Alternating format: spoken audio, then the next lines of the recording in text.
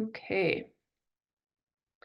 So before we begin, I would like to acknowledge that the land we gather on, Mohkinstsis, is the ancestral territory of the Siksika-Sitapi, the Blackfoot people, comprising the Siksika, Kainai, and Piikani nations, as well as Treaty 7 signatories, the Tsuut'ina Nation, the Iare, Nakota, Bearspaw, Chiniki, and Goodstoney First Nations. Today, this land is home to Métis Nation districts 5 and 6, as well as many First Nations and Inuit from across Turtle Island. We acknowledge that there has been art, music, dance, storytelling, and ceremony on this land since time immemorial, and it's in the spirit of this land and its people that we do our work.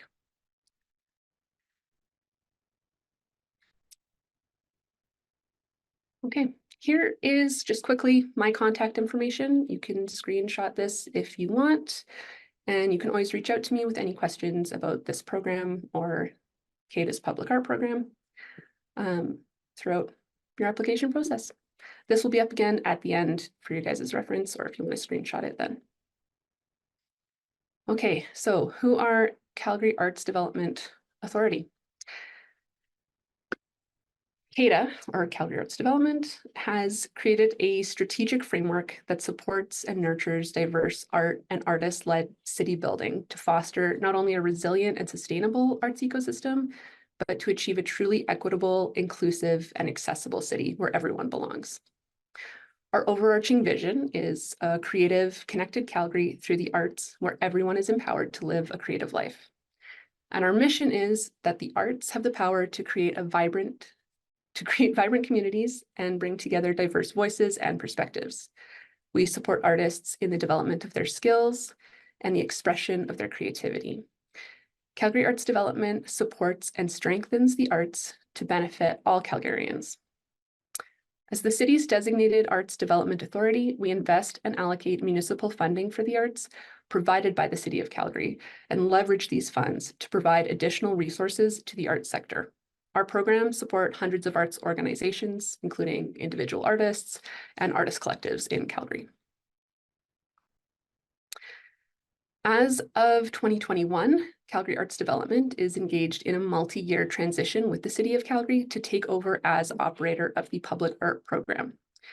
We are creating a public art program that is engaging, relevant, and accountable.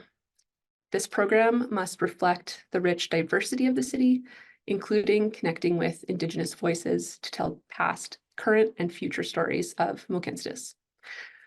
Our intent is to foster meaningful connections and dialogue between artists and communities, utilizing art in the public realm to reflect Calgary's diverse stories and values. So Calgary Arts Development role is in commissioning new artworks through open competition, such as the Memorial Parkway Program, lead artist call, programming, for example, youth programs, artist development, and temporary exhibitions, and building public art awareness and activating the civic collection. So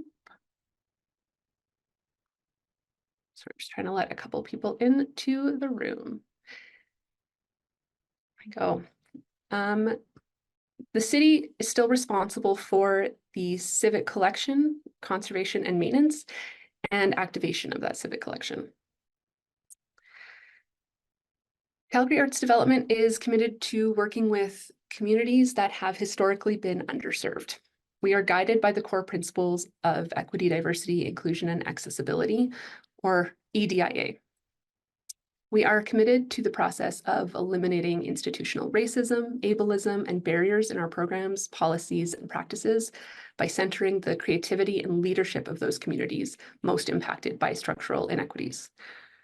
Our commitment outlines a vision for a city where Calgarians of all backgrounds can access, create, and participate in art as part of their everyday lives. The 4 pillars of this vision are equity, so creating equitable access for Calgarians who have had less opportunity for philanthropic and governmental support due to systemic barriers that exist in our communities. Diversity, supporting artistic endeavors that reflect our diverse community and in supporting the work of artists of diverse backgrounds. Inclusion, engaging a wide variety of voices and perspectives in shaping and furthering the work that we do. And accessibility, eliminating systemic barriers that prevent people who encounter physical, mental, or cultural barriers to spaces, programs, and services from participating in the arts. In order to honor lived experience and the intersectional and unique experiences of different people and communities, we follow a nothing about us without us policy. So if you are creating work about a specific community, that community needs to be actively engaged and consulted, and there needs to be a clear, intentional, and reciprocal relationship there. Aligning with our commitment to EDIA, we will strive to work with applicants in a one-size-fits-one way. If you have any concerns about how your practice or concept fits into our application process, please reach out. And of course, there are things that we will not tolerate, such as hate speech, cultural appropriation, and active exclusionary behavior. So please be aware of that, and be aware that applications containing these concepts will not be accepted. And as for application assistance, if you do need help, Calgary Arts Development is committed to open, fair, and transparent processes. There are 2 policies available for anyone who may need support to apply to this program: the accommodation and accessibility policy and the application assistance policy. We will work one-on-one with applicants who experience barriers to access to develop accommodations that suit their unique abilities and situations, and continually seek to learn and address inequities in our programs and processes. We can provide funds to support application assistance. For example, we can help cover the cost of translations of written materials into other languages, including ASL, transcription of verbal meetings or audio and video recordings into a written document, language interpretation for meetings, and grant writing assistance. If you're looking for assistance or have any questions about eligibility, please reach out to us before applying. You can email the public art team at publicart@calgaryartsdevelopment.com, or you can reach out to me directly. Please reach out as early as possible so we can provide the appropriate support. Something like booking translators, for example, can take up to a week or more. Our application assistance program requires a one-time approval. So if you are granted an accommodation for this application, you will be pre-approved for any future applications with CADA. If you're facing any barriers to complete or submit an application, please reach out to us and we will help you out. And here is a quick overview of the public art timeline for the Memorial Parkway Program application. So this call opened on December 18th and it will close on January 26, 2024 at 4:30 p.m. Mountain Standard Time. We really encourage submitting your application as early as possible, and late submissions are not accepted. All applications will be reviewed and evaluated in February. We will shortlist up to 5 applicants for an interview with the assessment committee and stakeholders, and that will be conducted during the last week of February. The successful applicant will be notified in early March, and unsuccessful applicants will also be notified by email in March. And the lead artist will be expected to begin working with the design team in mid-March 2024. Our program outlook for this will continue through 2027, depending on the proposed artworks. So it is a multi-year commitment. And we will go over the program in general. So Calgary Arts Development is seeking professional artists to join the city's design team for the Memorial Parkway Program. What does that mean? The mandate of the infrastructure program is to deliver expansive placemaking opportunities for the Living Memorial, the Sunnyside Flood Barrier Project, and Memorial Drive, all parts of the Memorial Parkway Program. Embedding a lead artist in the design team for this program can change perspectives and create multiple opportunities and a variety of implementations for public art. Being brought on to the design team at this stage of the project could facilitate the development of artworks to be integrated into the flood barrier, and into the adjacent pathway system. Or we could involve developing art concepts for multiple unique opportunities, anchoring a public art program that stretches along the north bank of the Bow River. The section of the riverbank affected by this program is about 3 kilometers long, running between Center Street and 14th Street Northwest. This includes the roadway, the adjacent green space, and walking and cycling infrastructure, the living memorial trees, and the Sunnyside flood barrier. The green space varies in width along this pathway, with some areas being open and park-like and others being transitory and secluded. A similar integrated approach was used in Eau Claire on the river's south bank. Multiple disciplines were brought in to solve the challenge of enhancing the beauty and usability while seamlessly integrating a flood barrier into the space. I will share a link to this project at the end of the session, and I recommend looking at OVER to learn more about the city's history of working this way to develop functional, contextual, and community-focused design with an embedded artist. The lead artist role in this project is to drive the implementation of the Memorial Parkway public art project, and they are responsible to lead the delivery of the creative vision. They may also develop concepts that involve or incorporate collaborations with other artists, and they will work in conjunction with the CADA Public Art Project Lead, the Memorial Parkway Program project team, and those with internal and external relationships to the project. The context of this work, the city, our history, and our communities is important to consider while working with the design team. We believe that conducting meaningful engagement with community members will benefit the outcome of the project, and there is an expectation that the lead artist will develop opportunities for community engagement. The project description. So there are multiple opportunities for public art to become integrated into the architectural framework, as well as the smaller scale initiatives, such as murals, portable artworks, research projects, or social practice installations. Numerous avenues exist for artwork to be embedded within the future infrastructure on site.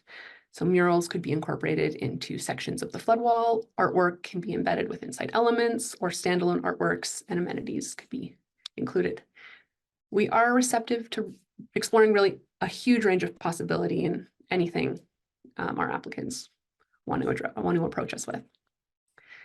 Additionally, there are several segments along the project site that are well suited for either a single lead artist overseeing multiple projects or the collaboration of multiple artists within our project site. In addition to offering multiple sites as public art opportunities, the Memorial Parkway Program highlights 4 design principles which will inform context and approach to public art. Those are placemaking, flood mitigation, protection of natural environment, and connectivity. I'm going to go through each of these in a little bit more detail. So placemaking in the context of the public realm is the creation of a space that will enhance the vibrancy of the area and highlight the North Bank as a cultural, natural, and historic destination. So this can involve the creation of nodes that will activate the use of an area through new social gathering spaces and opportunities for deeper connections to the natural environment, creation of linear spaces on the corridor, creation of alternative interfaces between Memorial Drive and the flood barrier and the river, or a definition of public art opportunities that can be implemented within this program. We also want to commemorate and honor the living memorial. The stretch along Memorial Drive from 14th Street Northwest to the Center Street Bridge is of unique importance on a local, provincial, and national level, as it honors our veterans and fallen soldiers. Among the many commemorative works along Memorial Drive is the Living Memorial. From 1922 to 1928, poplar trees were planted along Memorial Drive, one for each soldier from southern Alberta who died in the Great War. The Living Memorial, the Soldiers' Memorial, Poppy Plaza, the Field of Crosses, and the red dresses and ribbons representing awareness for missing, murdered, and exploited Indigenous people, and the Peace Bridge are all found along Memorial Drive. All of these focus on the themes of remembrance, legacy, and history, and what they mean to Calgarians. When the lead artist is selected, we'll go into this in more detail, but it's important for the artist to consider the historical and memorial elements of this space. The standards and guidelines for the conservation of historic places in Canada will be used to guide the lead artist and design team in regard to the living memorial in specific, and to protect existing memorial trees where possible. Again, there's a lot to go into here, and this will be something that we will talk a lot more in detail when the artist is selected. But as far as context goes, this is another place where there's a lot of research you can do before you're applying to kind of understand this landscape a bit better. Flood mitigation. So flood mitigation through innovative engineering. The city remains committed to delivering the council-approved 1 in 100 year level of service flood barrier for the protection of the communities of Sunnyside and Hillhurst with limited delay. This commitment will address the community exposure to flood risk by reducing expected average annual damages by $2.7 million. This is the estimated monetary value of flood damages that will be averted every year the barrier is in place. This commitment will also support amendments to land use regulations in Sunnyside and Hillhurst associated with the province's flood hazard mapping. This could benefit citizens through possible increased development potential and/or a reduction of cost for flood insurance. The protection of the natural environment. So we are protecting the existing trees. Part of that is the living memorial that I just mentioned, but this is also about just the natural habitat in general of this space and the ecology of the riverbank. So through the design and construction of the barrier, the program team will continue to evaluate the barrier footprint to preserve and replace memorial trees and other healthy trees. This is also going to be used to enhance the connection to the natural environment. We want to maintain and/or enhance the riparian health and biodiversity in the program area. Connectivity. So with this program, we're trying to increase multimodal mobility in alignment with the 5A network policy principles, which will improve safety and create a reliable experience for all users. The principles within the 5A network policy are: separate people by their speed, improve visibility, make it reliable, be accessible for everyone, and make it easy to use.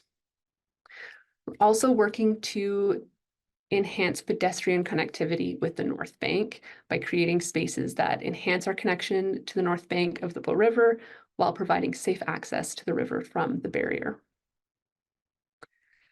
And here's a little bit of background and timeline on the project. So the Landscape of Memory project aimed to develop a vision for Memorial Drive by focusing on the themes of remembrance, legacy, and history, and what they mean to Calgarians. Focusing on the theme of the landscape of memory, the project explored new and traditional ideas about memorialization within the context of the urban setting. Honoring the lost sons and daughters of our community, we have multiple installations, artworks, and memorials all situated along the Memorial Parkway Program's work area and further along Memorial Drive. In 2017, as part of Calgary's flood resilience plan, the Sunnyside flood barrier was identified as a community-level flood barrier and preliminary design work began. In 2022, the Sunnyside flood barrier project transitions into the Memorial Parkway Program, focused on developing flood protection and future public realm improvements. The city held multiple community engagement events that year. In phase one, the project team updated the Landscape of Memory mission and principles. In phase two, the team collected feedback to help develop concepts for public realm improvements, one of which was a call for more public art in the area. In 2023, design work for the underground infrastructure, pathway, and flood barrier was reviewed and refined. And this year, 2024, site mobilization and flood barrier construction will begin. In 2025, we anticipate that the functional flood barrier will be substantially completed and public realm, improvement works will continue to be delivered, including pathway improvements, landscaping, and of course, public art installations. So what is the city doing and why? We've gone over a lot of this. It relates greatly to why we're doing the public art portion of this project. The Memorial Parkway Program will create a universally accessible, vibrant, and sustainable public realm. The city will prioritize placemaking and experience for all Calgarians and visitors by creating a more unique spaces that bring us together to connect with each other, our history, and to nature. The city will integrate flood mitigation through the incorporation of a flood barrier while providing more and safer access points for people to get to the river. They're providing multimodal movement with a focus on improving how people move around the area, whether it's by foot, bus, bike, or car, for safer and easier passage. The city is working to preserve the living memorial and introducing new ways to enhance the vibrancy of the natural environment while preserving as many trees as possible. And they're focusing on inclusivity for all ages and abilities, and developing adaptable opportunities for the future needs of Calgarians. To get an idea of the landscape and the size of the Memorial Parkway Program, I would highly suggest taking a look at the city's website, where you will find some area maps as well as some early design concepts. I will add links to all of these at the end of our presentation, but they're also available in the application guidelines. This here is just an overview of the length of the program area, so running from 14th Street in the west all the way over to Center Street in the east.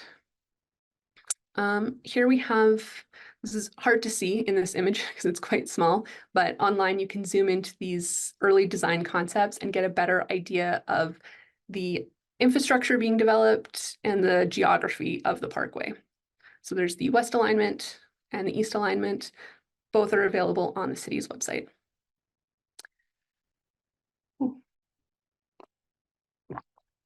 So the project budget. We have an $850,000 budget for this program. So that budget is for the integrated artwork, which includes research, community engagement, fabrication, installation, delivery, and all artist fees and associated travel. For a typical capital project, artist fees are around 10 to 15%, but once the lead artist is selected, we will develop a full scope of work based on project milestones and the projects that we want to move forward with. Eligibility. So this is open to local, national, and international professional artists or artist teams. We encourage submissions from artists who are typically underrepresented, including Black, Indigenous, and people of color, LGBTQIA2S, and deaf persons or persons with disabilities. Again, if you have any questions about eligibility or accessibility accommodations, please reach out to me directly and as soon as possible. The selection process. Applications to the program will be reviewed by an independent assessment committee made up of artist peers, community members, and some subject matter experts. The membership of the peer assessment committee will be chosen through public nominations and staff expertise. Assessment committees are chosen to represent the broad diversity of Calgary and its artistic communities, including but not limited to artistic discipline, gender, sexuality, age, religion, beliefs, nation, physical, and neurological identities, etc. Assessment committees are held to the CADA group agreements, a commitment to open, generous, and respectful evaluations and communications. You can read through the group agreements through a link in our guidelines if you'd like to. And anyone can ask to participate on a Calgary Arts Development Assessment Committee by completing the assessor nomination form online or by emailing publicart@calgaryartsdevelopment.com.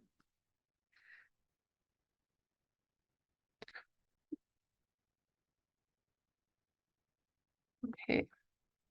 The evaluation. So the assessment committee will read and score expression of interest applications throughout February.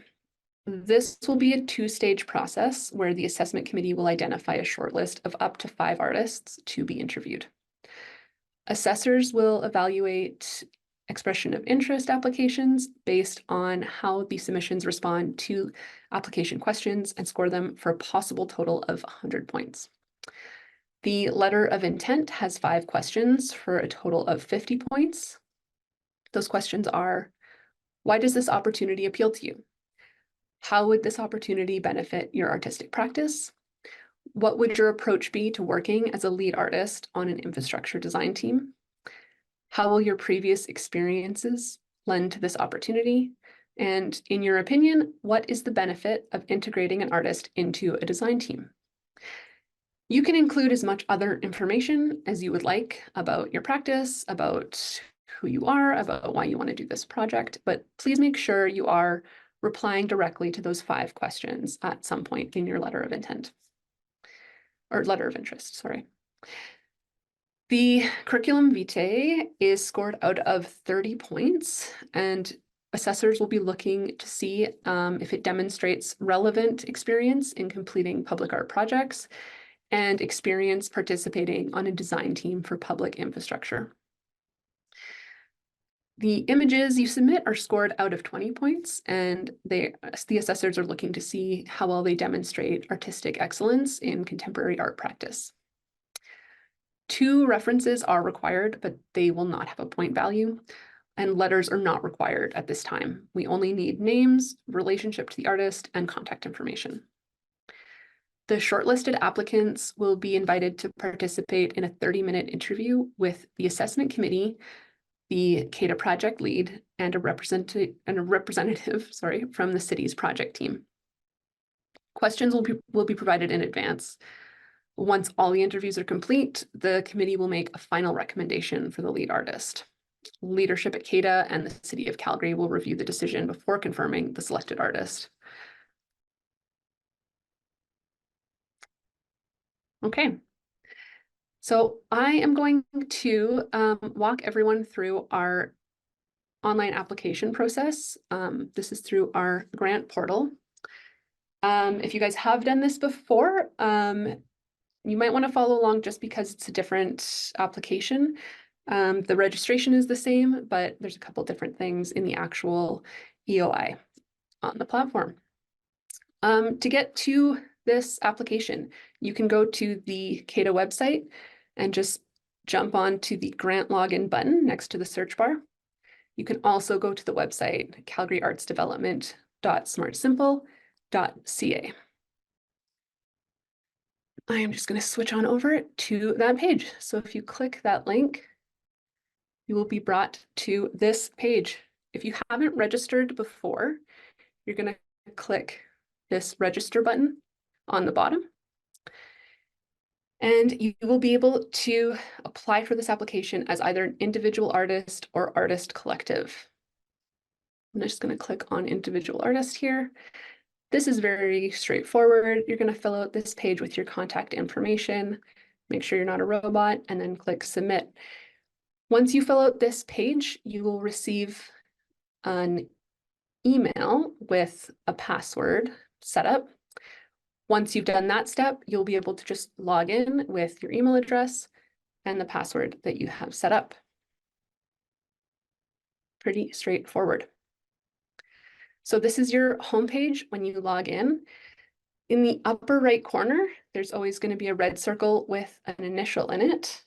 If you click on that, you're going to be able to jump into My Profile. This is really important. You always want to start here, even if you're coming back. You want to go into your profile and make sure everything is up to date. A lot of this information will be ported over into any application that you start. So you want to make sure it's up to date, and you want to make sure it's up to date before you submit an application. So general information, who you are, where you're from, how we contact you. This is important so that if we do need to reach out to you, we have the correct information. Some information about your years of practice, artistic discipline. If you're interested in being considered as an assessor, simple yes or no, or unsure. Here we're going to ask you to upload your CV. This is a drag and drop box. You can also click the Browse Files button here, and it will let you search your computer. I would update this frequently, make sure the one that you have up here is up to date and current, and the one that you do want to have in your application. If you upload something and you think it's the wrong one, you can select it down here by clicking this checkbox and then hit the delete button, and it will let you get rid of that file. There's also a text box down here to put in a practice or artistic practice statement. Again, this is something that will be ported over into your application. So go through this, make sure it's representative of who you are and where you are in your current practice. You can also include other ways for us to contact you or other information about you down here, your social media contacts, anything else you want to put in. At the bottom of this page, you can hit Save My Work to save your work while you're actually in here. That'll prevent any disasters if you have a power outage or if your computer fails. And once everything's ready to go, you can submit your profile. Now this will update and all of this will be ported back into your application. You can always update your profile just by clicking the Update Profile button at the bottom of the screen. You can also see over here any applications that you have open. But if you're starting on a new application, we're going to go to the home screen, and under Open Opportunities, this is a button. You will be able to see any applications that are available to you. So here we'll see the Memorial Parkway Program Lead Artist application. This View button will download the program guidelines. Good to have on reference while you're going through this. And the Apply button will let you go into the application. Give you a little bit of a general instruction here, and then you can click Begin Applications to start. There's a lot of information text box while you go through this application. I'm basically going to be going over everything that those say, but they're great to have for reference while you're working through your application. There are two tabs here, Contact Information and then Submission Requirements. Contact Information, this is everything that you've put into your profile. So make sure you go through here and just double check that everything is accurate and up to date. You can see here, I don't have a CV uploaded anymore because I deleted that file. But yeah, here you're just going to want to make sure everything is accurate. If you see something is wrong or that you want to change, again, you can just go to the upper right-hand corner, go into your profile, make those changes, make sure you press submit, and they'll be ported over into this application.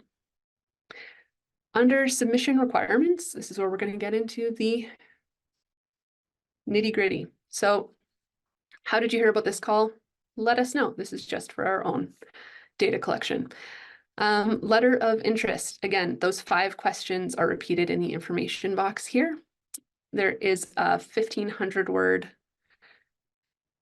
word count maximum for this. That is a maximum. It is not a requirement. You do not need to fill that up. We're not expecting you to write 1,500 words. That's just the maximum we have written. Write what you feel is correct and succinct and lets us know those answers to the questions and more about you. Images, a little bit of information here. You can upload up to 10 images. There is a maximum file size of 2 gigabytes. Please avoid uploading extremely large files. It's very hard to download on the other end for our assessors sometimes. And you can upload JPEGs, MP3s, MP4s, and MOV files. Once you have these uploaded, sorry, I'm just going to throw one on here really fast. We'll go through this to show you guys how to upload that. Once you have a file uploaded, it will show up down here in your photo library. There's a little button underneath the image. It's like a pencil in a box. Once you click on that, you will be able to enter all of the important metadata about that image or the file. Please make sure all of these fields are filled up before you submit the application. You will have to click Save on each one, and it will not let you upload any or save any information if all of the fields aren't filled. I'm just going to close out of that. References at the bottom. This is really straightforward. Information for 2 references, the name, contact information, so email and or phone number, and then your relationship to the reference. And that's everything.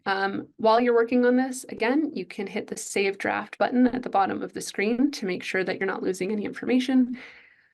And when you're feeling like you're ready to go, you can click the Save and Validate button.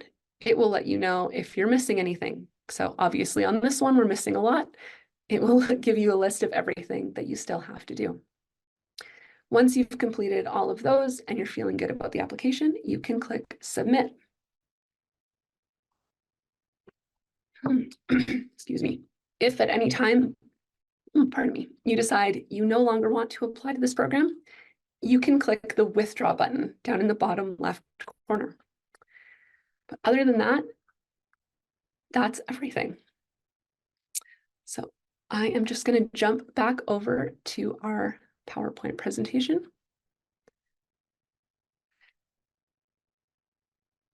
Perfect. Quickly go over what is public art. So we can define public art as art in the public realm that is initiated and led by an artist. We also need to include the importance of context in creating art for the public realm.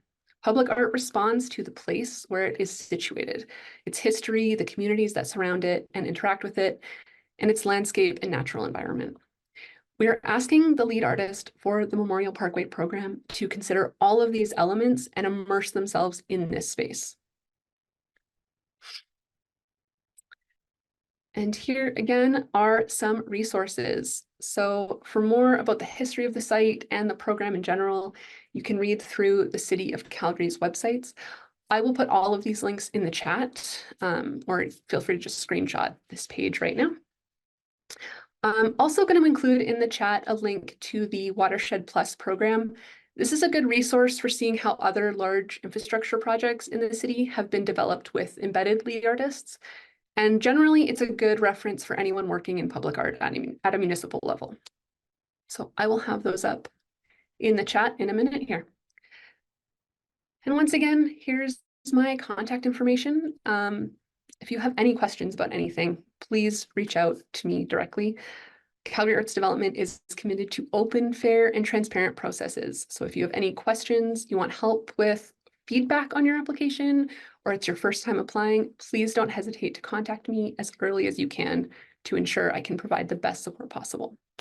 I can provide feedback on your application up to a week before the deadline. If you have any questions or need any help completing an application, please reach out. And as a reminder, applications close on January 26th, 2024.